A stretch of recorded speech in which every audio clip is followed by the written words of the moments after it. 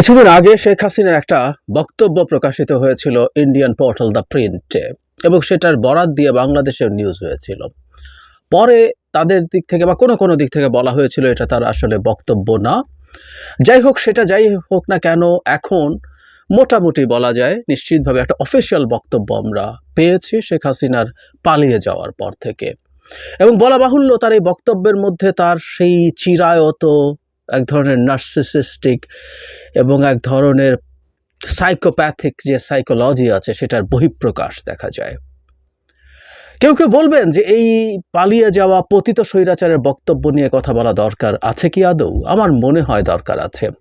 আমাদের ইতিহাসের অংশ হয়ে গেছেন এই নারী, এবং আমাদের দেশটাকে ধ্বংস করে আমাদের পুরো স্টেটের স্ট্রাকচারটাকে শেষ করে দিয়ে যেভাবে তিনি ক্ষমতায় ছিলেন, সেটা আমাদের ভবিষ্যতের জন্য ডকুমেন্ট করে রাখা দরকার। এবং শুধুমাত্র যে সময়টা ক্ষমতায় ছিলেন তা না, ক্ষমতা থেকে সরে যাওয়ার পর, পালিয়ে যাওয়ার পরও তিনি কি বলেছেন, কি করেছেন, এটা নিয়ে কিছু আলাপ আলোচনা দরকার আছে বলে আমি মনে করি।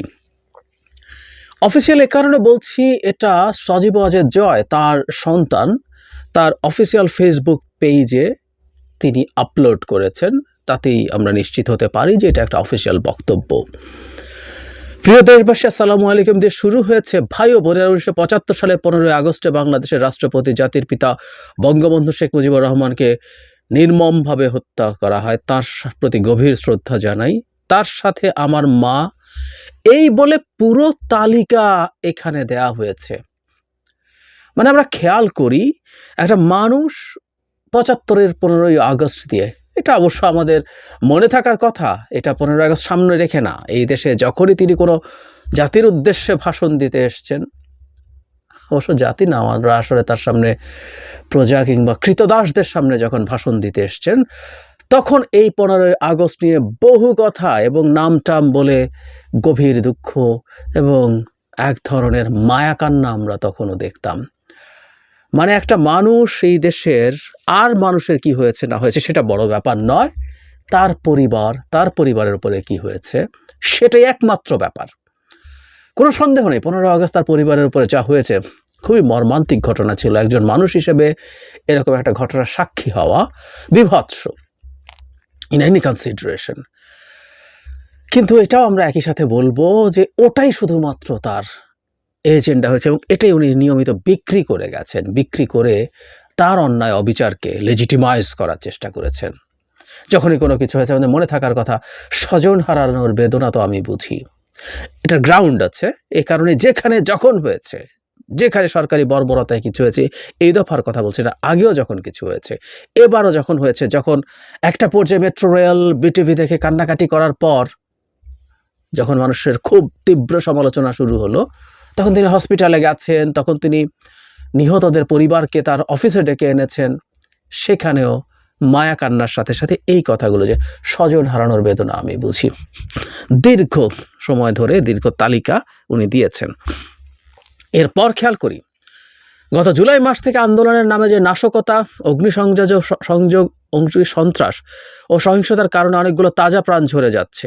ছাত্র, শিক্ষক, পুলিশ, এমনকি অন্তঃসত্ত্বা নারী পুলিশ, সাংবাদিক, সংস্কৃতিসেবী, কর্মজীবী মানুষ, আওয়ামী লীগ ও সহযোগী সংগঠনের নেতাকর্মী, পথচারী এবং বিভিন্ন প্রতিষ্ঠানে কর্মরত যারা সন্ত্রাসী আগ্রাসনের শিকার হয়ে মৃত্যুবরণ করেছেন, তাদের প্রতি শোক জ্ঞাপন করছে এবং তাদের আত্মার মাগফেরাত কামনা করছি।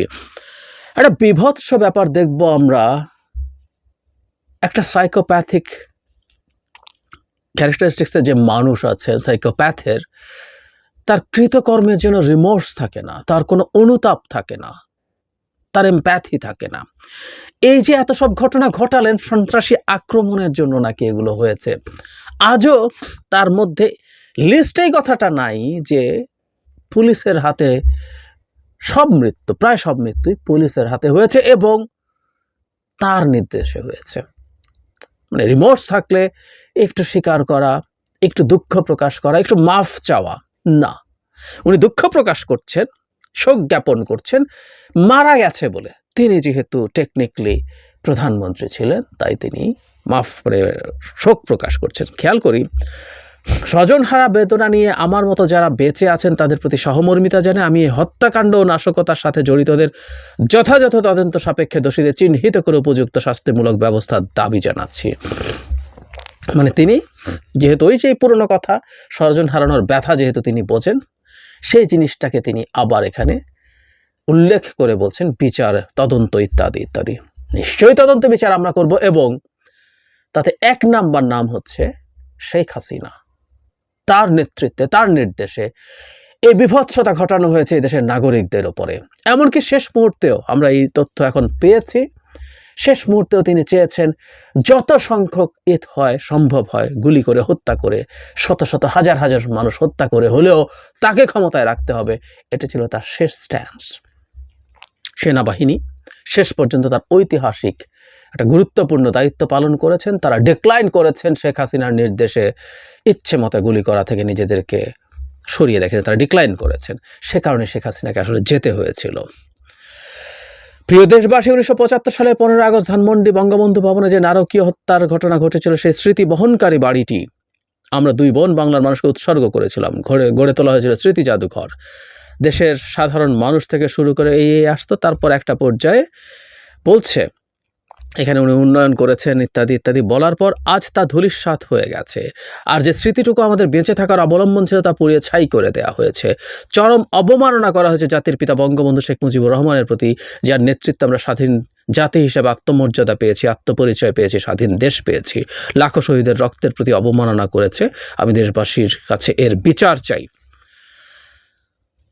শেখ মুজিবুর রহমানের নেতৃত্বে স্বাধীন জাতি হিসেবে আমরা আত্মমর্যাদা পেয়েছি। বাংলাদেশের স্বাধীনতার ইতিহাস আসলে ডিকনস্ট্রাক্ট করা দরকার। আমরা খুব সহসাই সেটা শুরু করব। ডিকনস্ট্রাক্ট করলেও এটা সত্য, যতটুকু নিজে ব্যক্তিগত আগ্রহে পড়াশোনা করেছি, আমরা শেখ মুজিবুর রহমান জীবনের শেষ দিন পর্যন্ত আমাদের স্বাধীনতা চেয়েছেন কিনা এই সন্দেহ করার সিরিয়াস কারণ আছে। কিন্তু এটা সত্য, এই দেশের স্বাধীনতা মূল নেতৃত্ব আওয়ামী লীগের যেই ঘটনা পরম্পরা হয়েছে, আওয়ামী লীগ ছিল এবং শেখ মুজিবুর রহমান এখানে সবচেয়ে বড় নাম, একমাত্র নাম নন। আমি মনে করি আরও অনেকগুলো গুরুত্বপূর্ণ নাম আছে, কোনোদিন সে আলোচনা করব, আমি আমার পয়েন্ট অফ ভিউ জানাবো, কিন্তু ওনার নামটা সবার আগে থাকবে, এতেও কোনো সন্দেহ নাই। কিন্তু যেটা জরুরি কথা সেটা হচ্ছে চরম অবমাননা করা হয়েছে জাতির পিতা বঙ্গবন্ধু শেখ মুজিবুর রহমানের প্রতি।